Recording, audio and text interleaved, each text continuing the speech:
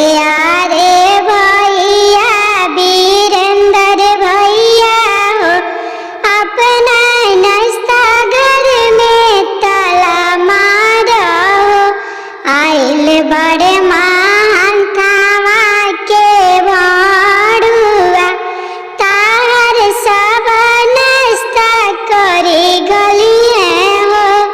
आइल बड़े महान थावा के हीरो लोग, तार सब नाश्ता करी गलिए हो। अरे भैया रविंदर भैया हो, अपना राशन घर में ताला मारो। आइल बड़े